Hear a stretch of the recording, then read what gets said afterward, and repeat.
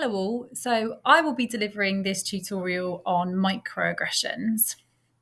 And the first thing to highlight is microaggressions are really difficult to explain to people, particularly if you've never actually experienced it yourself. But microaggressions are really subtle, often an unintentional, but an expression of some form of discrimination or prejudice. And they come from very, very well intended people who feel strongly that they are not discriminatory towards groups of colour or LGBTQ plus I communities, but they are displays of unintentional acts of discrimination. And these acts of discrimination really take their toll over time. But they are unintentional microaggressions, and they often come from very well intended people. Examples of microaggressions, just to help you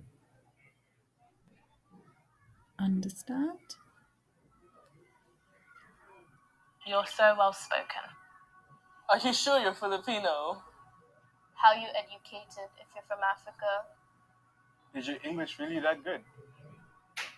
So where are you really from?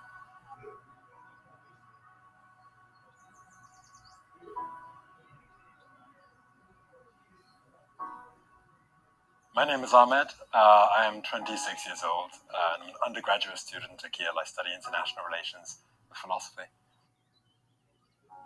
So certain examples of microaggressions I've experienced in the past include the typical ones that you hear of, people asking you where you're really from. I mean, I grew up in Northampton when I used to live in the UK, and that's the initial answer I give, and then I'm asked, no, but like, where are you really from? That's something you typically get. So my name's Ade, and I'm 20, turning 21 in June, and I study international relations, and I'm in my second year. Microaggression usually comes as an insult or invalidation. So you either get insults that are sort of wrapped up in compliments where they associate characteristics that they like about you with whiteness. So, oh, you're so well spoken, or I can't believe you got here, like at university at that point. My name is Sahara. I'm 19 and I'm a politics student. One example of microaggression I've experienced in the past is I've been on the bus and it'll be a packed bus to the point everyone's standing, but no one will sit next to me because they see me wearing a scarf and they see me like a terrorist or like an unfriendly person despite me smiling and just being like everyone else. So how microaggressions feel in comparison to overt racism? In a way, you know how to deal with it better, because while obviously it's usually more aggressive, it's usually more directed, and in that sense it's a horrible feeling, but you can address it very directly. But with microaggressions, it's difficult because while it's less aggressive, there's also much less you can do about it. It's much harder to convince people that it happens or that it exists.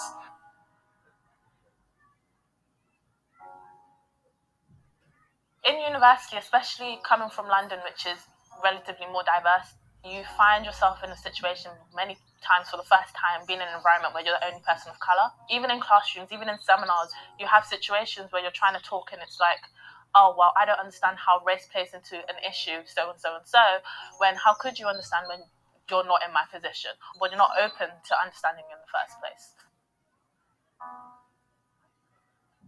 I've experienced microaggressions at uni and it makes me feel more upset because it's more so among the students who I think would be more so my friends and be more liberal and more understanding. I would know to like not stereotype me or like be subtly racist, but instead they do and say stuff like good English. even though it's like one of my first languages.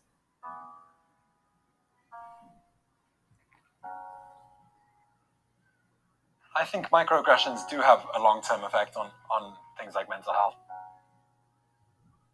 Before I experienced any racism and actually lived like in a bubble, you could say, I was perfectly fine, I was confident, but because of all the microaggressions and stereotypes I've faced since wearing the hijab, it's caused me to develop anxiety and I feel really anxious going into new spaces. I've been fortunate. I have friends who have gone through similar situations, and that's helped.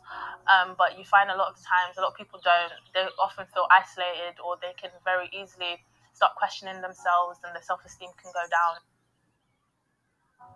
The reason it particularly affects mental health is because mental health professionals, a lot of them might not recognize that they exist, and therefore it's difficult to feed into the kind of the therapeutic process, I believe.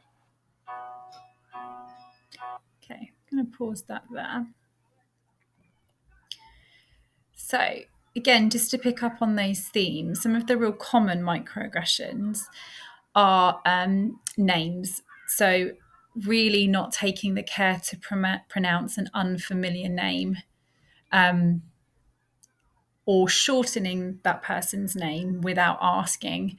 So, basically, making it sound more kind of Anglo.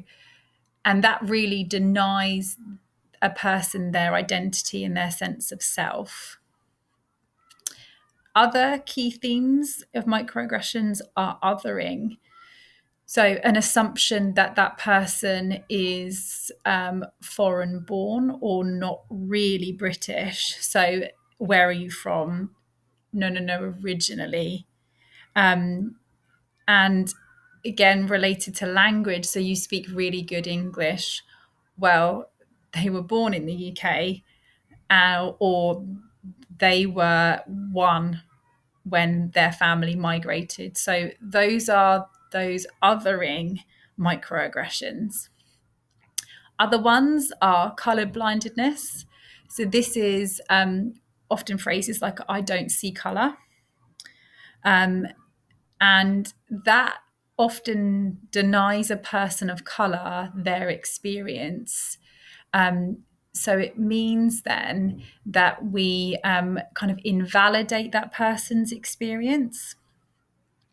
And also, how to offend without really trying is to use gay as an insult, as well as imitating particular dialects, are also microaggressions, and casually offensive. So there are three types of microaggressions. There's a micro assault, which is a very conscious act and is the use of slurs. So really old school racism. Micro insults. This demeans a person's identity. So it says something negative about the group that that person is part of. So, well, you don't act like a gay man, inferring that there's a common way gay men act. Or a really common one can be, you are very pretty for a girl who's of colour. So the inference there, which is meant to somehow be a compliment, is that you're pretty, but a community is then othered or criticised. And micro invalidation. So a micro invalidation would be somebody explains they were stopped and searched, and they thought they were stopped and searched because they are of colour and they are male. And an invalidation would be, but how do you know I wouldn't have been stopped and searched? And the invalidation is, well, have you ever been stopped and searched? And we know statistically that particularly Black men are 4 times more likely to be stopped and searched nationally. We know in certain areas like Dorset, it's 14 times. And under certain legislation, it's 18 times. But if we have never experienced racism, it invalidates other people who have. A common one here is phrases like using the race card, which would invalidate that people have experienced racism. And again, it's a form of microaggression as well. So, on this kind of strand is looking about groups being fetishized. So, this is particularly true of Black men. And Black men's sexuality is often fetishized for white audiences, commonly for white women. So, what we would get you to consider is what makes something fetishized is, do you appreciate the individual? So, have you met that person? Do you like them? Are you attracted to them? Is it the individual that you're appreciating? Or is it tied into a fantasy that comes from that person's skin color or their sexuality? So again, bisexual women or gay women are also often fetishized. So treating a person as something to consume or use for your own experience is what we mean by fetishized. Now, often the fetishization is that stereotype is often played as a compliment. However, what we would get you to consider is it plays into a stereotype about being hypersexual or more animalistic. And that's very, very problematic. And those stereotypes have been weaponized against those communities. Now, really good examples of microaggressions and particularly the fetishization comes from Jordan Peele's Get Out. Clear Blue Digital Ultra Early. Clear results. Apologies 6 days for before your folks. missed period.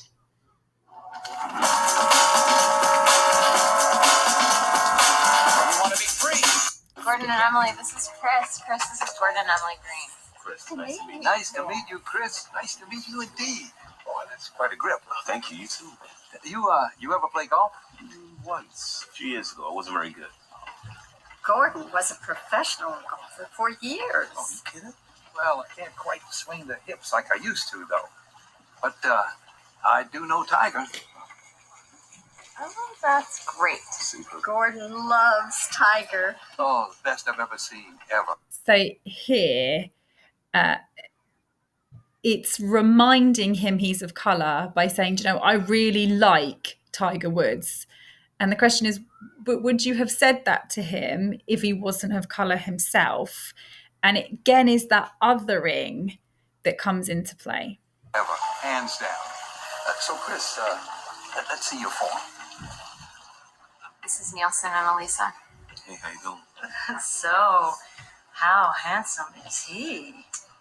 Are you handsome? Oh, not bad. Hey, Nielsen. So, is it true? Is it better? Wow. Fair skin has been. So here, there's a treatment of him as a mere object. And again, the stereotype and fetishization is there. It's very clever because you feel as uncomfortable as those individuals.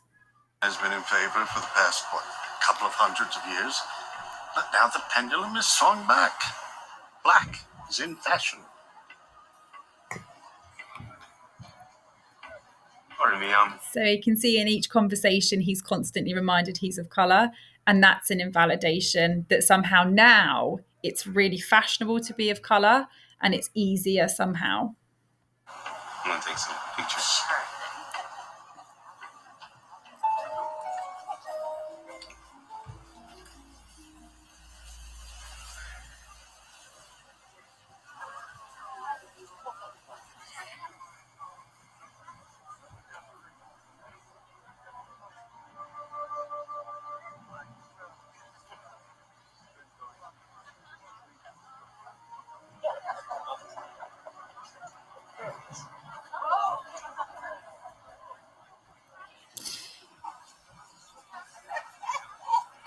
So it also does a great job of, again, getting to you to feel how uncomfortable it is to be victims of those microaggressions. Okay, just lastly then. So addressing microaggressions. So we all have a responsibility to address microaggressions. And again, just to stress, they are often subtle, often unintentional, but it's important to try and perhaps ask questions to address the underlying assumption. So, well, what was it about that person that made you just ask where they were from originally?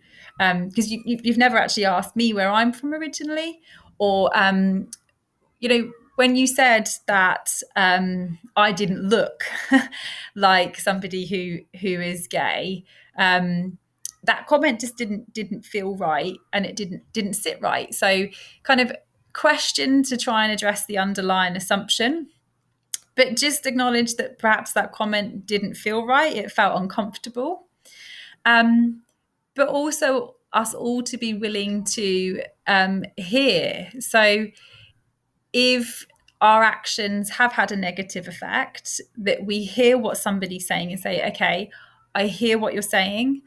I apologize.